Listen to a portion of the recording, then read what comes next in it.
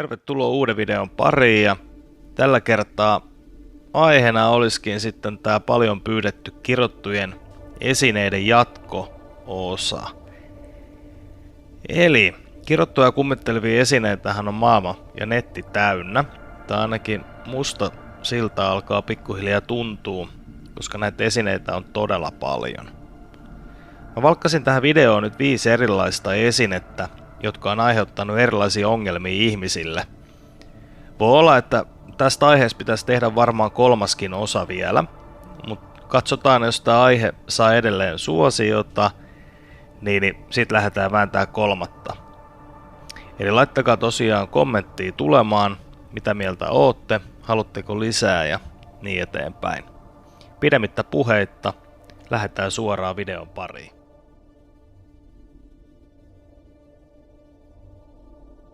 Ötzi the Iceman, eli jäämies, Ötzi, on maailman tutkituin ruumis. Yli 5000 vuotta sitten kuolleesta tapauksesta on siis kyse.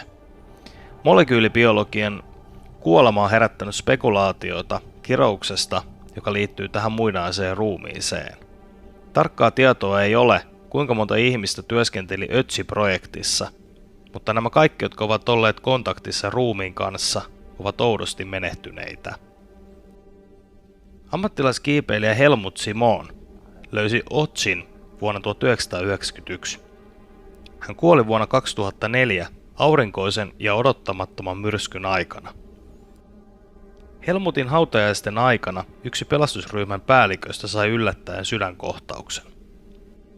Seuraavat ihmiset kuolivat myös, jotka liittyvät Ötzin projektiin. Rainer Henn, joka hoiti Ötzin kehoa, eli tarkkaili häntä, kuoli autokolarissa. Kiipeilijä Kurt Fritsch tapettiin lähes heti Hennin jälkeen. Rainer Holz, joka teki dokumenttia Ötzistä, kuoli aivokasvaimeen ja Konrad Spinder kuoli komplikaatioihin. Nämä kuolemat on herättäneet huhumyllyn muumion kirouksesta. Tarkkaa tietohan ei ole, mikä on johtanut näihin kuolemiin. Valtaako kirous tätä tapausta, vai onko tämä kaikki jollain tavalla vain sattumaa? Kirouksesta on kuitenkin paljon puhuttu.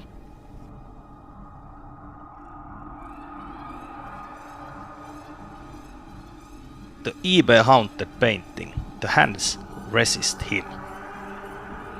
Kyseessä on kummitteleva maalaus, joka aiheuttaa sairautta, huutoa ja pelkoa.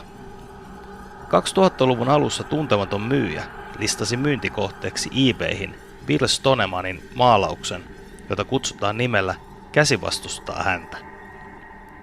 Kyseinen maalaus on tänä päivänä yksi maailman eniten kummittelevista taideteoksista. Maalaus kertoo pojasta ja karmivan näköistä nukesta, jotka seisovat lasioven edessä. Teos on maalattu 1972 ja se nosti Hollywood-näyttelijä John Marley. Teoksen seuraava omistaja oli kalifornialainen pariskunta. He pitivät teosta jonkun aikaa itsellään, kunnes laittoivat sen myyntiin eBayhin, varoittelevien tekstien kerran. Pariskunnan mukaan poika sekä nukke liikkuivat taulussa öisin ja välillä hävisivät kokonaan tästä maalauksesta. Maalauksesta raportoitu erilaisia asioita, muun muassa, että kaikki, jotka sitä katsovat, tuntuvat itsensä sen jälkeen heikoksi tai alkavat voimaan jollain tavalla pahoin. Yksi pienempi lapsi alkoi kiljumaan ja juoksi huoneesta pois, kun hän oli katsonut taulua hetken. Aikuiset ovat kertoneet, että ovat tunteneet tuntemattomien käsien tarttuvan heihin, ja toiset taas kuvailleet, että ovat tunteneet samanlaisen kuuman ilman kasvoilla, kun olisivat avanneet juuri uunin oven. Jotkut ihmiset ovat väittäneet jopa, että vaikka he ovat katsoneet vain netissä tätä kuvaa, he ovat tunteneet levottomuutta, pelkoa tai jopa kauhua kuvaa tarkastellessa. Yksi henkilö kertoi, että heidän uusi tulostin ei tulostanut tätä kyseistä kuvaa, mutta se tulosti kaikki muut kuvat kyllä. Maalauksen osti eräs taidegalleria Grand Rapidsista. Kun taidegalleria keskusteli maalauksen tekijän kanssa, hän oli yllättynyt kuullessaan, että hänen teoksensa kuuluu paranormaaleihin esineisiin. Tämän kuultuaan hän kyllä mainitsi, että teoksen esittelijä ja julkaisija olivat kuolleet vuosi tämän julkistamisen jälkeen. Ihan oikeastaan kuka tahansa katsoo vaan tätä kuvaa, niin voi miettiä, että minkälaisia fiiliksiä se tuo itselle. Mä ainakin kun itse katson tätä kuvaa, niin siis tää on mun mielestä todella creepin näköinen.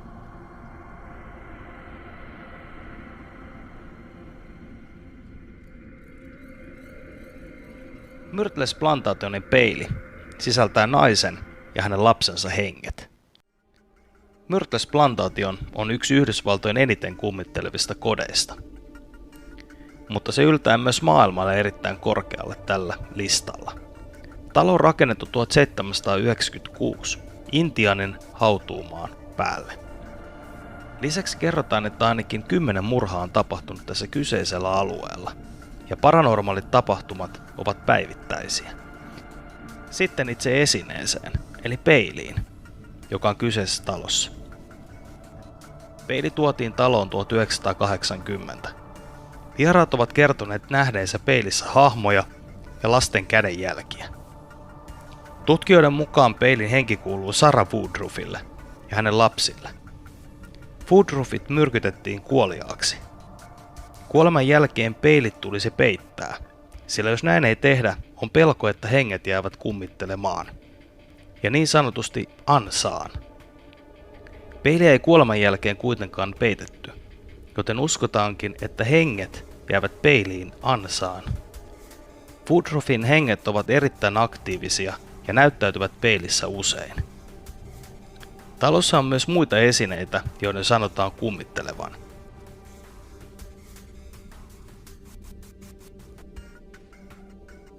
Haunted Wedding Dress Dances on its own, eli häämekko, joka tanssii itsestään.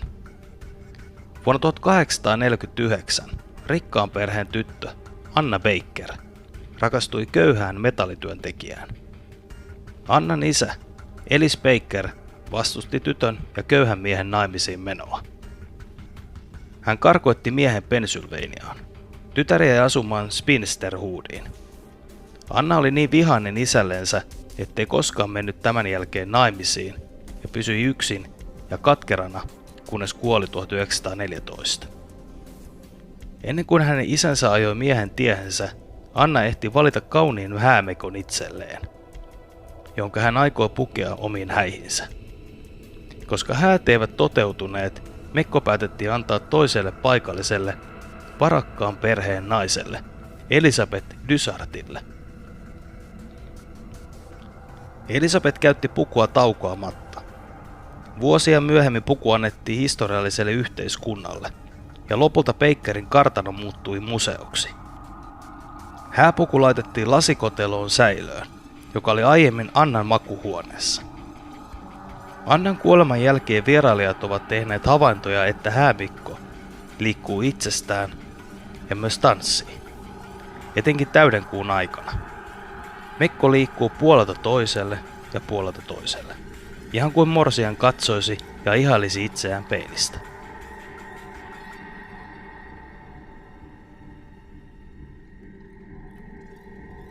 Patsaan naishenki tuo kuoleman kaikille omistajilleen. Lempinimeltään Kuoleman jumalatar, Lempin naiset, on patsas, joka on veistetty puhtaasta kalkkikivestä. Patsas löydettiin vuonna 1878 Lempan kylästä Kyprokselta. Se edustaa hedelmällisyyden jumalatarta. Patsaan ensimmäinen omistaja oli herra Elfot. Omistettuaan patsaan 6 vuoden ajan hänen kaikki 7 perheenjäsentä kuoli salaperäisesti. Seuraavat 2 omistajaa, Ivor Manucci ja Lord Thompson Knoll, kokivat prikulleen saman kohtalon kuin herra Elfot.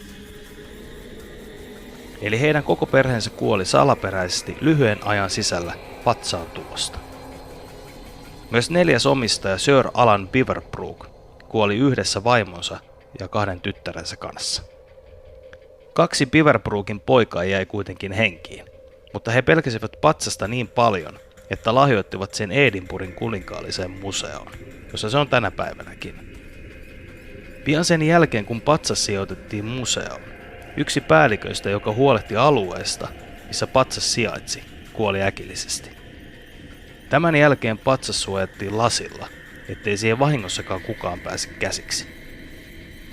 Jälleen kerran voi todeta, että kyllä nämä esineet on mielenkiintoisia. Ja näiden historia on vieläkin mielenkiintoisempi. Toivottavasti tykkäsitte videosta ja ei muuta kuin peukuttakaa, tilatkaa ja kommentoikaa. Se on morjens.